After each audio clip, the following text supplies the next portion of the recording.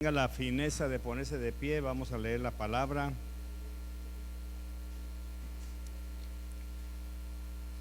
Números capítulo 13.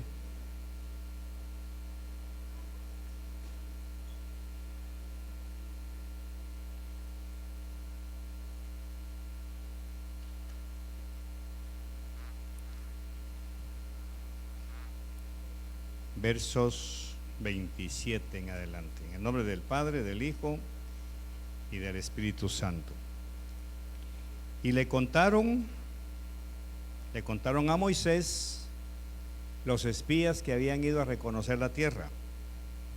Y le contaron y le dijeron: fuimos a la tierra a donde nos enviaste. Ciertamente mana leche y miel, y este es el fruto de ella. Solo que es fuerte el pueblo que habita en la tierra, y las ciudades fortificadas y muy grandes, y además vivos ahí a los descendientes de Anac. Amalec habita en la tierra del Negev, y los heteos, jebuseos, los amorreos habitan en la región montañosa, y los cananeos habitan junto al mar y a la ribera del Jordán. O sea que toda la tierra estaba llena de enemigos. Entonces Caleb calmó al pueblo delante de Moisés y dijo: debemos ciertamente subir y tomar posesión de ella, porque sin duda la conquistaremos. Espíritu Santo, muchas gracias por tu palabra.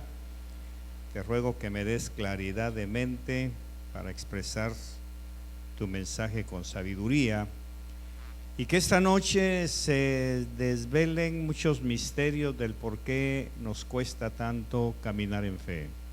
Ayúdanos a entenderlo y a rendirnos ante la evidencia de la realidad de tu palabra. En el nombre de Jesús, amén y amén. Bueno, la historia ya la conocemos. Dios nunca le dijo a Moisés que mandara gente a reconocer la tierra. Para empezar, Dios solo le dijo: al otro lado del río hay una tierra que les voy a dar. Es una tierra que emana leche y miel. Pero lógicamente, en el plano humano, personas se acercaron con Moisés y le dijeron: ¿por qué no nos permites ir a explorar la tierra que Dios nos va a dar? Ya desde ese momento se empieza a fraguar un espíritu de incredulidad. No lo dice la Biblia, pero ahí está dentro. Definitivamente convencieron a Moisés. Por eso aquí en Números aparece la frase: envíalos tú. Yo no los estoy mandando. Envíalos tú, Moisés. Envíalos tú a reconocer la tierra. Hay un conflicto ahí de fe. Así que Moisés escoge 12 príncipes, imagínense, 12 príncipes, uno por cada tribu, para que fueran a reconocer la tierra, y que fueran durante 40 días y 40 noches, y que cuando regresen trajeran un informe si la tierra realmente era como decía Dios, si era una tierra de valles, de vegas, una tierra de frutos, esplendorosa, una tierra llena de bendiciones. O sea, vayan y véanlo con sus propios ojos, y nos traen una muestra de los frutos que encuentren. Y todos sabemos que regresaron con un racimo de uvas cargado entre dos y otras cosas. Ese es el contexto de lo que vamos a estudiar esta tarde. Vamos a estudiar desde el punto de vista humano por qué una gran mayoría no podemos creer en Dios. ¿Y por qué es una gran mayoría? Porque aquí tenemos el paradigma. Porque aquí tenemos el paradigma. De los 12 príncipes, 10 regresaron con noticias positivas, pero con dificultades para conseguirlo. Y 2 trajeron las mismas noticias, pero con deseo de conquistarla. Eso quiere decir que una gran mayoría estamos del lado de lo negativo. Por eso no es muy censurable cuando a alguien le cuesta creer. Lo vamos a ver ahorita. y es elogiable cuando alguien cree con facilidad. Así que tenemos dos paradigmas. Vamos a ver, ¿qué es lo que determina que dos personas tengamos diferentes concepciones de la fe? ¿Por qué es que no todos podemos creer en lo mismo y podemos tener el mismo nivel de fe? Por algo dice la Escritura, hasta que todos lleguemos a la plenitud, a la unidad de la fe. Porque es algo que tenemos que ir desarrollando a medida que crecemos en Cristo. Sin embargo, no es un secreto que hay personas que han decidido crecer más rápido que otros, crecer en fe. Han logrado traspasar la línea de la fe con mayor intensidad que otros. Los que no lo hemos logrado, y me incluyo yo, luchamos diariamente con ese problema de creerle a Dios y dejar todo en sus manos, mientras que el otro grupo que ha decidido hacerlo, le es fácil dejar todo en las manos de Dios. Aquí tenemos un conflicto que confronta a dos grupos de cristianos. Dos grupos subieron a examinar la tierra prometida. Un grupo compuesto de 10 dijeron lo mismo que el grupo compuesto de 2. La tierra es buena. Pero en el otro punto ya no dijeron lo mismo. No podremos tomarla. 10 dijeron, no la podemos tomar. Eso está plagado de enemigos, de dificultades, está difícil. El otro grupo cambiaron esa tónica y dijeron, sí podemos. Es más, dijo Caleb, subamos rápido, no perdamos tiempo. Entonces, el primer grupo estaba compuesto de 10 príncipes y el segundo solamente de 2. ¿Cómo es posible que hombres de la talla de esos príncipes tuvieran tan distintas formas de ver la tierra prometida? Todos vieron lo mismo, todos palparon lo mismo y todos disfrutaron de los mismos frutos, pero al regreso y dar el informe ya no tuvieron el mismo nivel de conciencia. Es lo que tenemos en la iglesia.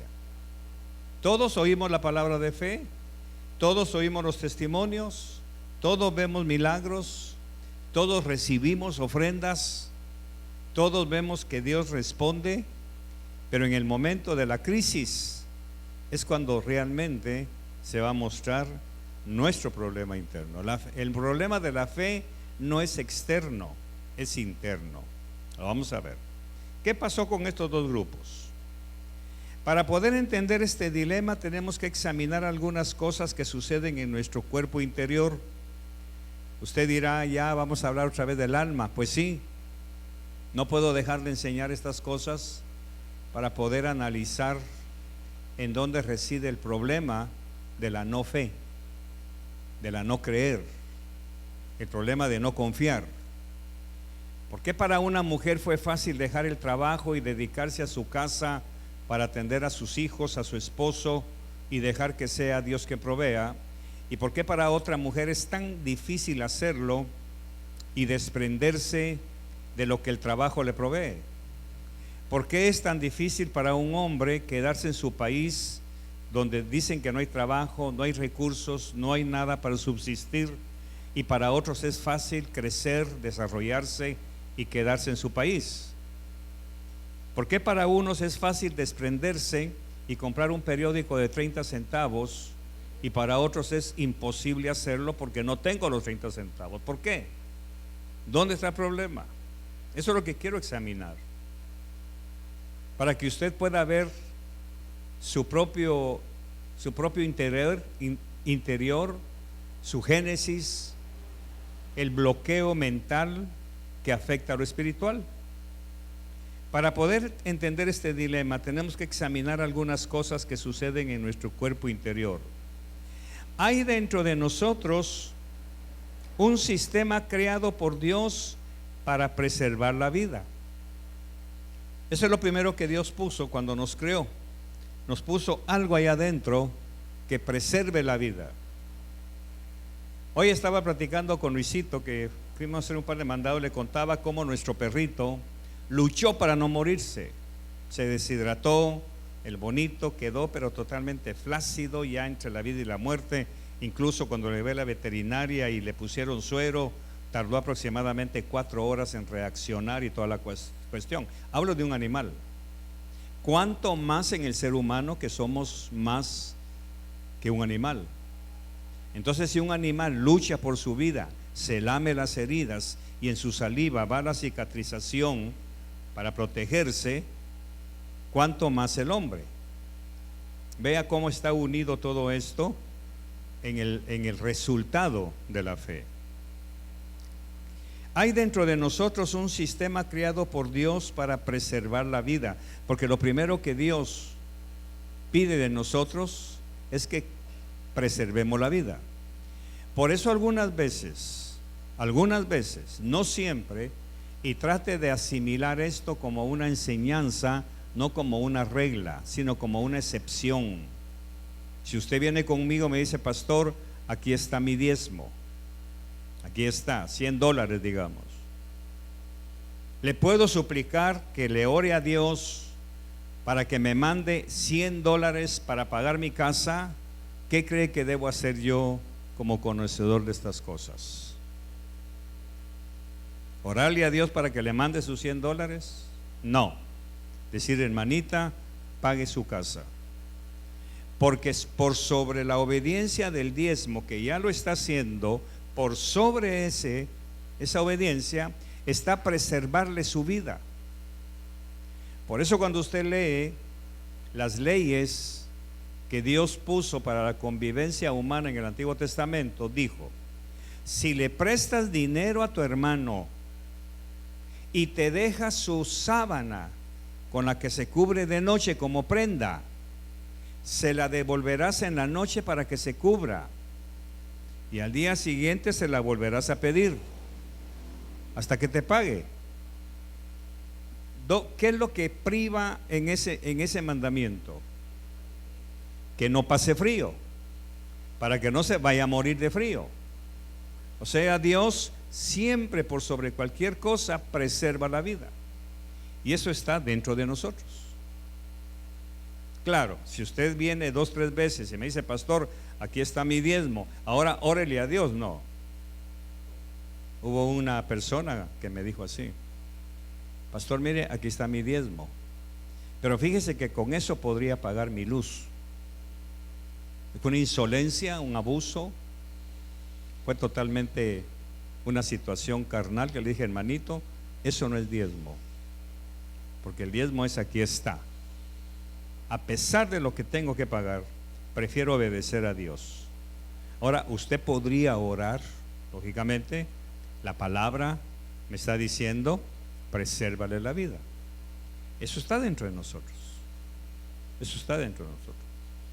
Sigamos. Ese algo que preserva la vida dentro de nosotros es una hormona que le ordena al cerebro que ayude al resto del cuerpo a mantenerse con vida. Es por eso que cuando alguien dona sus órganos al morir, tiene que firmar un acuerdo, porque la extracción de los órganos debe hacerse en los primeros minutos de la muerte cerebral. Cuando el médico ya ve que hay una sola línea, ya no hay impulso cerebral, dice: está declarado muerto a tal hora, tal minuto, tal segundo. Está muerto porque ya murió el cerebro. Pero esa hormona que está dentro de nosotros le manda impulsos al cerebro para que mande a su vez impulsos eléctricos a los órganos. O sea, los órganos todavía siguen vivos, unos más que otros. Por eso sabemos que a alguien que está muriendo le podemos hablar, porque el oído todavía sigue vivo, porque el cerebro le está mandando impulsos eléctricos y el cerebro está vivo. Pero han estudiado los biólogos que el resto de órganos, el hígado, el páncreas, el corazón, pulmones, sigue vivo por pocos minutos. Entonces, como tienen el certificado de donación de órganos, empiezan a desarmarlo por dentro, porque el órgano todavía está vivo. Entonces se puede utilizar para un trasplante. ¿Qué es lo que pasa con eso? Hay una hormona que cuando el cerebro deja de vivir, aún hay ciertos impulsos eléctricos que ordenan a los órganos que sigan viviendo. Entonces la extracción debe hacerse en los primeros minutos para aprovechar que los órganos que van a donar están en buenas condiciones. Todo es porque dentro del ser humano Dios puso ese sistema que preserva la vida. Ok, aquí estamos hablando de lo biológico. No se desespere pensando, ¿y qué tiene que ver eso con la fe? A eso voy. Ahora bien, en nuestros tiempos de crecimiento quedaron traumas y huellas de momentos en los que pasamos situaciones extremas de hambre, necesidades básicas para la sobrevivencia, frío, desnudez y otras cosas que nos hicieron pasar necesidades para preservar la vida en nuestra niñez. Esas huellas quedaron impregnadas dentro de nuestros más profundos recuerdos. Es decir, cuando ya somos adultos, nos negamos a pasar hambre, desnudez, frío y otras cosas porque eso nos produce dolor y recuerdos de muerte. ¿Por qué? Porque la fe, mi querida congregación, la fe es morir. Morir al yo. Morir a mis deseos de no morir. Tengo miedo de morir de angustia. Tengo miedo de morir de frío. Tengo miedo de morir de hambre. Tengo miedo de morir desamparado. Ahora dígale a una hermanita que ha trabajado desde los 9 años para proveerse sus propias cosas, llega a Cristo, no ha renovado el espíritu de su mente porque no ha escuchado la palabra de vida en abundancia. Dígale que deje de trabajar para cuidar a sus hijos. ¿Qué va a decir? No puedo, pastor. ¿Qué hago para mantener mi casa? ¿Qué hago para terminar de completar el presupuesto de mi casa? ¿Qué hago? Dígame, ¿qué hago? Hermana, Dios le va a proveer. Disculpe, hermano, llevo 30 años esperando eso y no sucede. Ahora examinemos su background. Examinemos su niñez. Examinemos sus traumas y conflictos no resueltos. Por eso es asombroso, aquí lo tengo, es asombroso las gentes que se tiran a la fe. Eso es un milagro que solo Dios puede lograr. La fe es morir. Es cierto, la tierra que Dios promete es buena, que hay de todo lo que yo necesito, pero también hay gigantes y esos gigantes me van a matar. Entonces, cuando oyen a alguien que el Señor le proveyó, que le hizo un milagro, que le abrió el cielo, que le solucionó un problema, dice: aleluya, gloria a Dios, yo quisiera eso también. Porque toda persona anhela un descanso.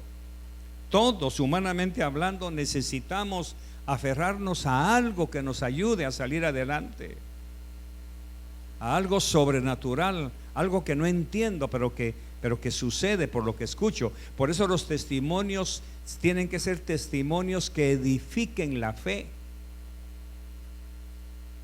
Tienen que ser muy bien diseñados para edificar la fe de alguien que necesita esa palabra. Pero claro, ¿viene un martes al mes? Por favor. Y el martes que viene se duerme, se distrae, se pone a soplar, parpadea. Entonces, ¿cuánta palabra de fe escuché en un mes? Porque es palabra de fe, no es doctrina. Palabra de fe. Es cierto, la tierra que Dios promete es buena. Es cierto lo que la hermana cuenta, es cierto. Yo quisiera eso. Pero hay gigantes que me van a matar. Y tengo miedo a morir. Es por eso que no tengo el valor de abandonarme a la fe, de tomarla. El miedo a lo incierto me hace no poder creer que podemos tomar esa tierra, ese milagro, ese momento tan delicioso de ver a Dios obrando sobrenaturalmente. ¿Se da cuenta?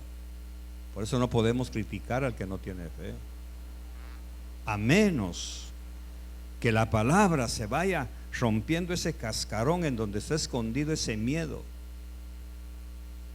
para poder empezar un periplo de fe. Oiga esto: Hace un tiempo mi esposa contó que en una de las esquinas de por aquí vio a un niño de los que piden comida. Como ella llevaba un pan para entregárselo a alguien, había salido de la casa con un pan para entregárselo a alguien que pidiera comida. Entonces, lógicamente, cuando vio al niño, lo llamó y se lo entregó, pero le dijo: lo compartes con tus amigos, los otros que estaban ahí. Pero me recuerdo que ella contó, el niño cuando vio el gran pan que le habían dado, salió corriendo, quizá a esconderse o a su casa. Salió pitado y se fue con el pan. ¿Qué pasó? Como a mí me gusta mucho estudiar esas cosas profundas del alma y la personalidad, esa historia me quedó. ¿Qué pasó con ese güiro? ¿Qué había en su alma? ¿Qué sucedió? El sentido de preservación de su hambre hizo que ese niño no compartiera su pan, porque se iba a quedar con hambre en otro momento.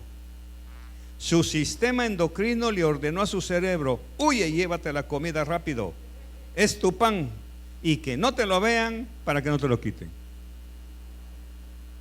Eso pasa aquí. Y eso pasa aquí. ¿Da cuenta?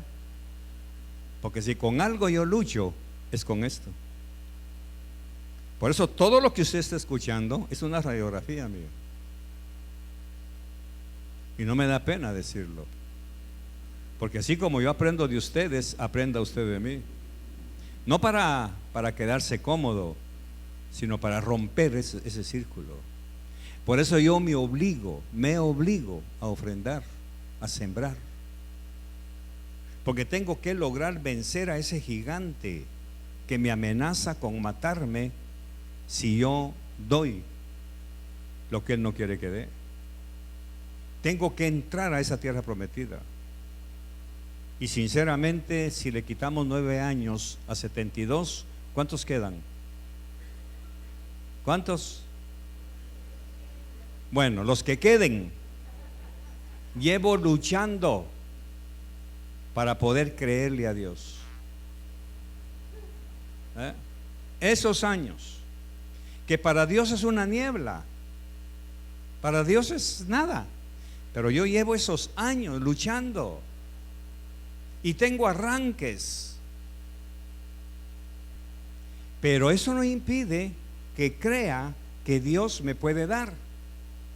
Pero tengo que desgarrar mi corazón cada madrugada. Señor, recuérdate lo que necesito.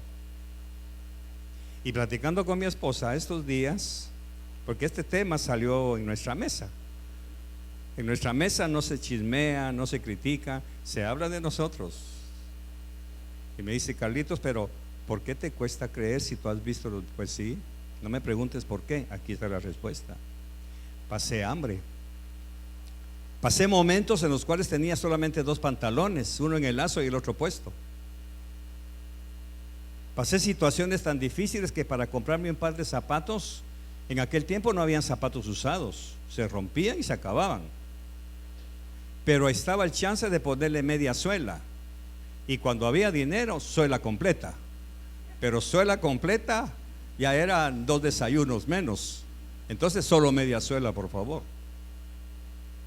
Y nada de tacón Neolite, el puro tacón de llanta. No sé si alguien tiene mi edad como para recordar eso. Un tacón Neolite tardaba años, el de llanta no. Pero había que, incluso, ¿lo quiere cocido o clavado? ¿Cuánto cuesta cocido? Pues en aquel tiempo 3 quetzales. Y clavado, 1.25. Clavado, por favor. Aunque al rato andaba uno ahí intentando los clavos. Así era. Ahora póngame 40, 50 años después. ¿A qué le tengo miedo? Califíqueme. A quedarme sin zapatos, a quedarme sin ropa. No se asuste. Esa es la realidad de la fe.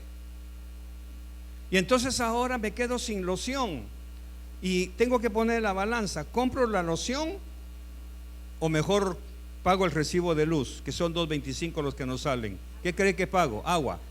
¿Qué cree que pago? El agua. ¿Por qué? ¿Tengo miedo? de quedarme sin agua. Son temores, iglesia. Y se lo está contando a alguien que predica palabra, que oye palabra, que lee palabra, que navega en la palabra, que investigo todo esto. Pero aquí hay gigantes que no me dejan alcanzar esa tierra. Todavía. Entonces, ¿qué pasó con ese niño? Esa hormona le dijo al cerebro: te van a quitar tu pan, dile que corra. ¿De dónde sacó la adrenalina para salir corriendo y meterse entre sus cuevas de ahí? ¿Se da cuenta que el cuerpo obedece a sus impulsos? Patojo todo escuálido que con media cuadra podía quedar tirado ahí sin aire, pero tuvo adrenalina suficiente porque se trataba de preservar su comida. Y para eso rompió la velocidad del sonido.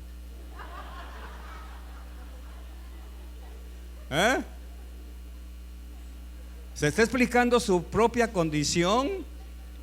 ¿Por qué ni siquiera un periódico pudo comprar de 30 centavos? Es que mucho, pastor, mucho, hermana Gloria. Con 30 centavos mis hijos y yo cenamos. Medio huevo, un tomate, una cáscara de cebolla, pero ya tenemos, Señor. Como decía un compañero de trabajo en Guatemala, cuando nos daban un diploma: con diploma no comen mis hijos. Claro, aquí está. Era un hombre que tenía el sentido de preservación de la vida bastante alto. Ahora, el problema es los que conocemos al Señor. Ese es el problema.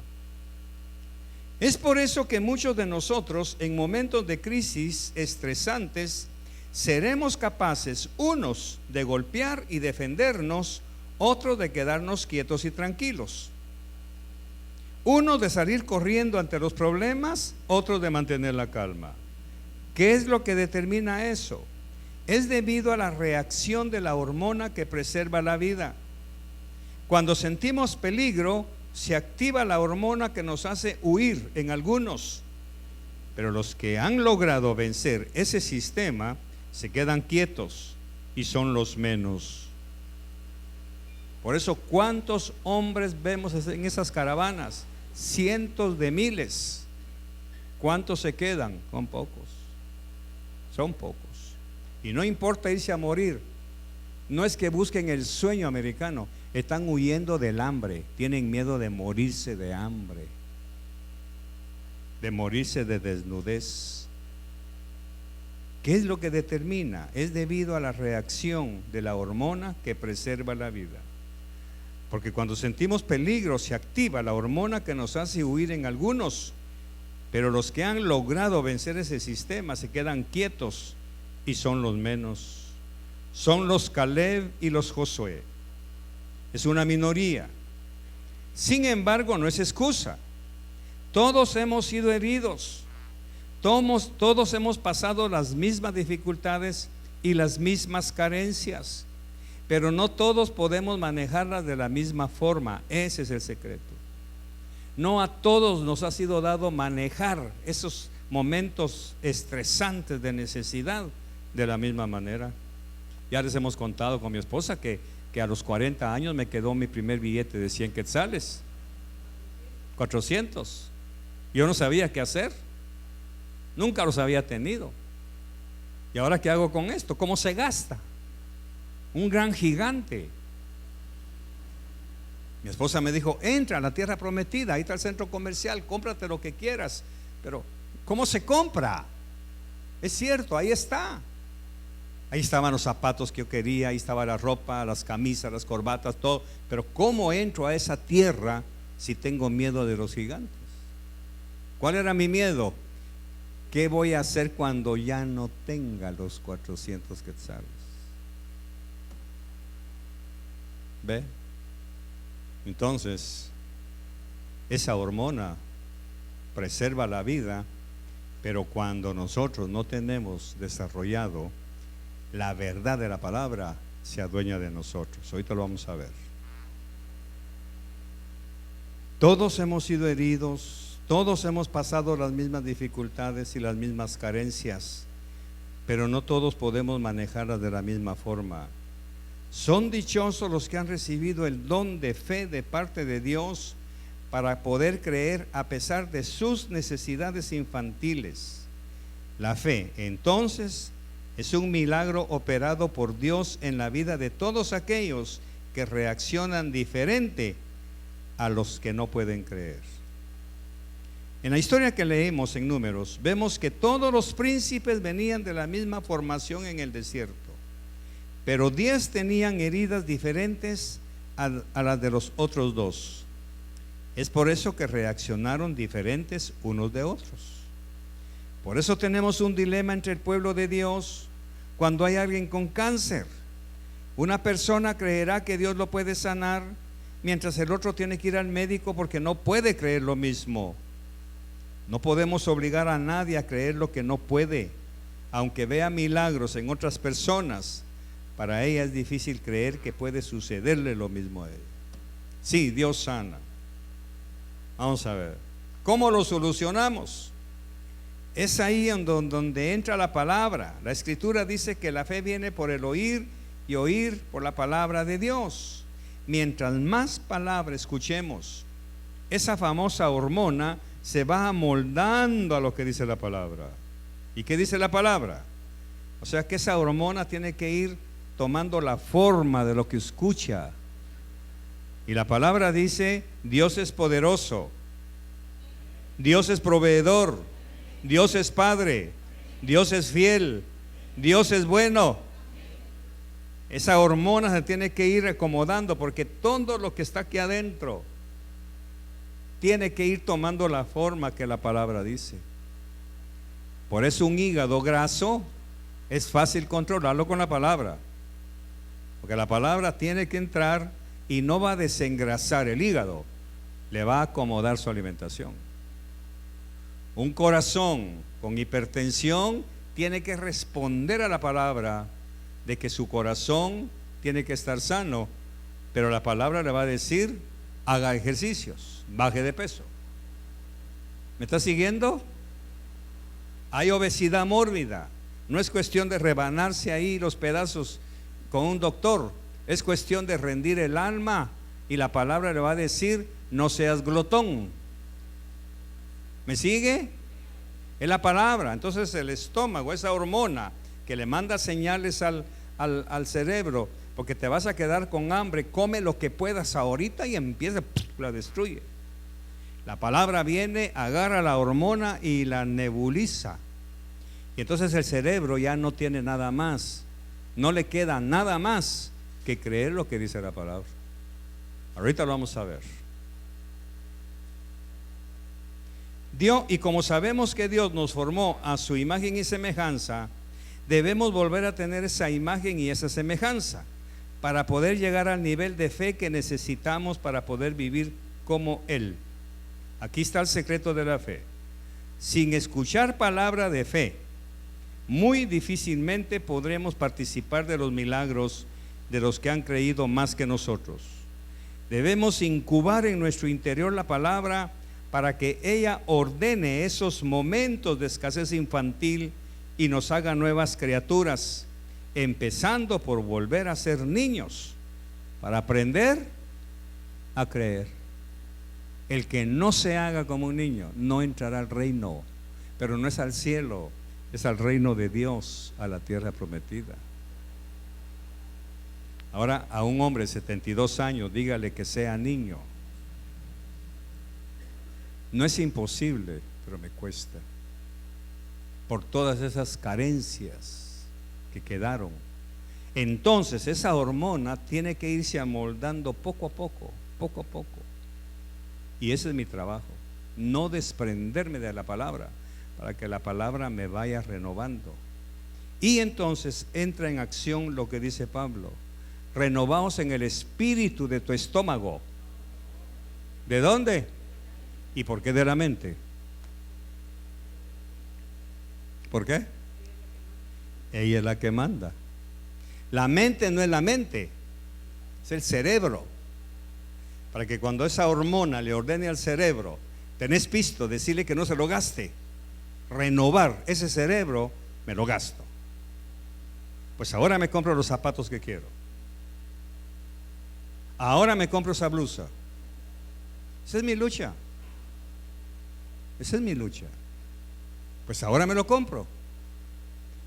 Hay una frase que se usa en este medio ambiente y dice: me voy a dar un antojito. Un antojito puede ser un café de $2.50 en Coffee Cup, que para muchos carísimo, porque están acostumbrados a tomar cáscara de frijol, de café de tortilla quemada. ¿Sí? Un antojito para mí es un traje de $500 en Monte Carlo. Es un antojito. Pues sí, porque si tuve que usar camisas usadas de paca en Guatemala, entonces esa área tengo que vencerla. ¿Qué manda? De fardo. Usted no cree que no pasé por ahí. Ahora, años después, viene el Señor y me bendice con suficientes finanzas y tengo capacidad de unos $500. Entro a Monte Carlo, los toco, los veo y salgo corriendo. Porque ya la doña ya viene: pruébeselo, pruébeselo. Y pienso: si me lo pruebo, lo compro. ¿Y qué voy a hacer cuando no tenga ese pisto? Ese es el gigante. Pero en ese momento, con la ayuda de mi esposa: cómpratelo, cómprate algo, cómprate.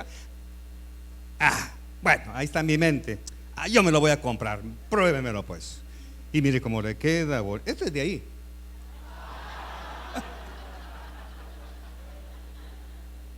Mire cómo le queda, que allá, ahorita tiene la falda muy bien y toda la cuestión. Se lo empaco. Y mire, cómprese esta corbata. No, le digo porque Montes me va a regalar una el año entrante. Aquí dice que corbata. Y Daniel también me regala otra. Pero me tengo que, como quien dice, el impulso. Ahora, ¿qué es lo que me hace el impulso? ¿Qué es lo que me da el impulso? La palabra y el empuje de mi esposa. Cómpratelo, invierte en ti, date un gusto. Esa es la fe, la que Dios quiere que tengamos. Por eso hay mujeres más que hombres que tienen ese don, pero no es que sea un don que lo han sacado, es porque esa hormona fue vencida en algún momento. Yo no me explico cómo mi esposa pudo haber vencido esa hormona que atacaba el cerebro. ¿Ve? La palabra. Por eso para ella los temas de los martes son pan comido. A mí póngame el jueves para enseñar doctrina o el domingo para tocar el alma. Pero esto para mí, esto me lo regaló el Señor como a las 3 de la tarde hoy.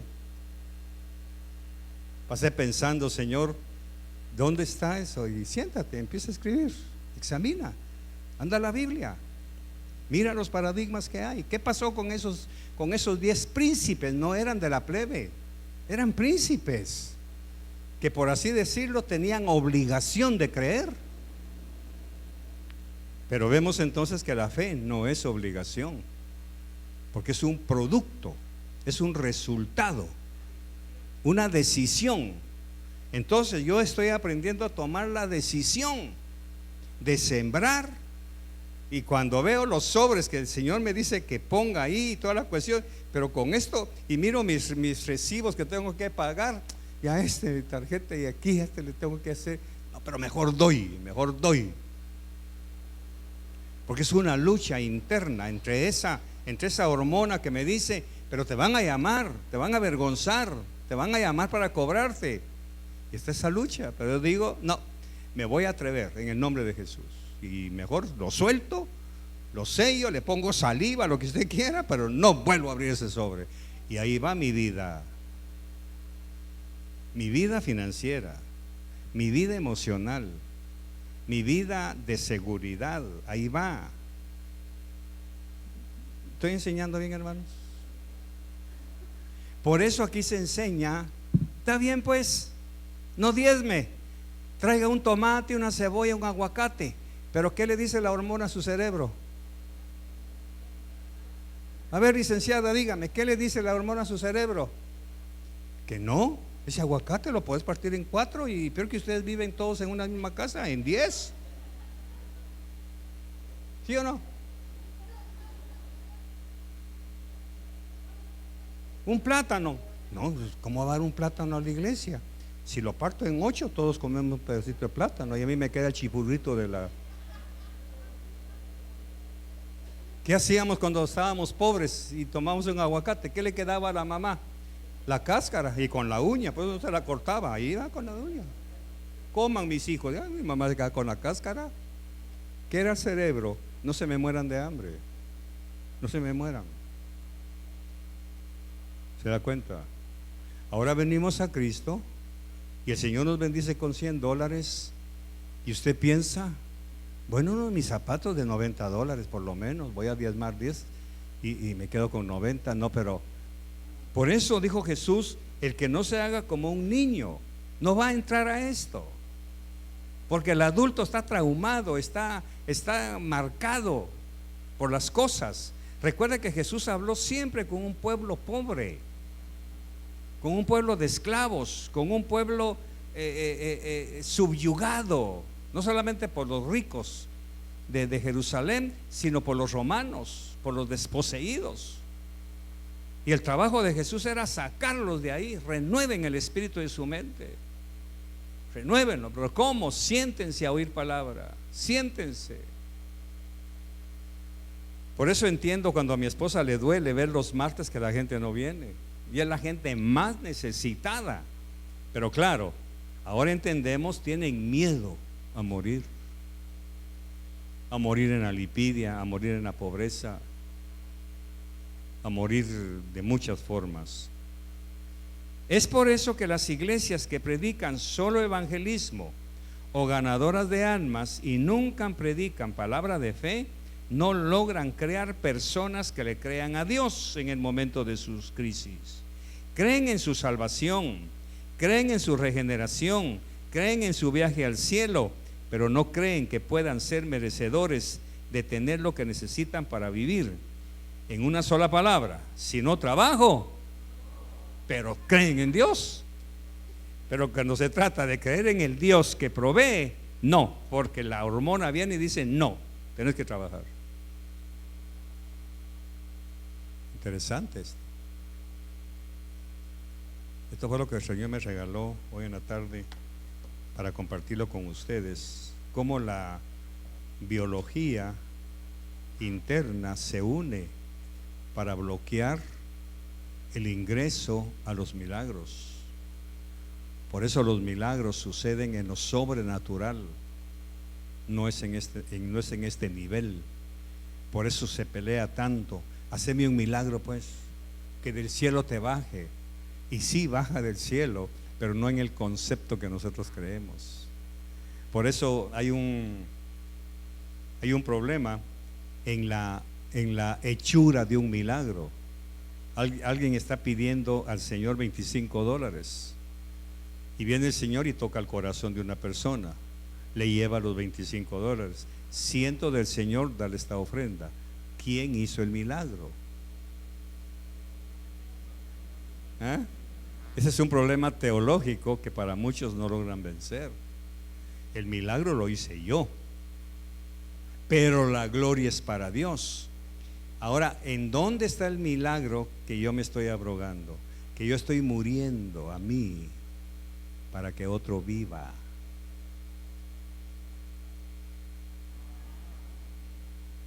Porque la fe es morir.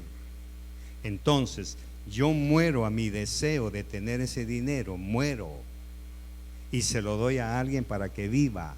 Le estoy preservando la vida, pero no es por mí, porque Dios puso. Ahora aquí viene el remache. Cuando uno se dispone a morir en aras de la fe, es más usado por Dios para hacer milagros. Pero aquel que tiene miedo a los gigantes, a morir, son dos concepciones de morir, no sé cómo explicarlo. Morir al yo o morir a mi miedo. ¿Suena bien? ¿Suena bien? Morir a mi yo es agarrar el dinero y entregárselo a alguien para que viva. Ok. Porque yo le creo a Dios de que Él me va a dar más abundantemente de lo que doy. ¿Sí o no? Entonces yo estoy muriendo a mi yo, me desprendo del dinero y se lo doy al hermano, me desprendo de mis camisas o de un tacuche, lo que sea, se lo doy a mi hermano para que no muera. Ahora yo morí. Entonces, lógicamente, ¿qué creo que lo que va a hacer Dios? ¿Va a permitir que yo me muera? Me va a dar más abundantemente. Recuerde, la fe es morir, morir al yo, morir a mi miedo de morir. Por eso es que se enseña, empiece dando algo de su comida, despréndase de algo, comparta. ¿Cuál es el ayuno que yo escogí? Que partas tu pan con el hambriento. No tengas miedo de quedarte sin esa mitad, compártelo. ¿Ve? La fe es morir. Entonces, yo actualmente estoy en ese proceso de morir a mi orgullo, a mi yo, al miedo de quedarme sin nada, con tal de que otros vivan.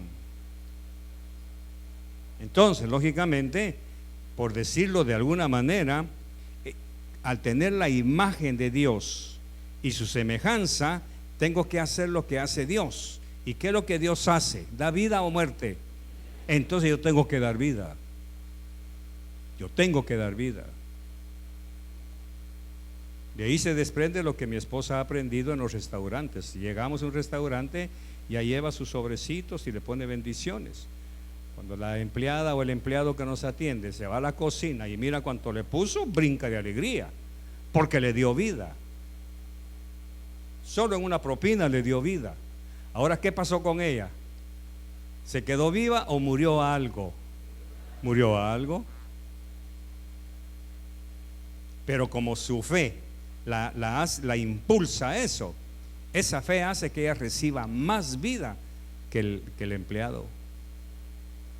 Por eso se dice que es más bienaventurado dar que recibir. Amén, iglesia. Bueno, vamos a recoger una buena ofrenda, a ver si es cierto.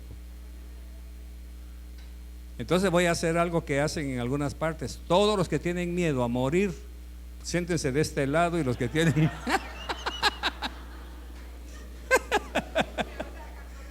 solo tú te vas a quedar con 2 o 3 ahí.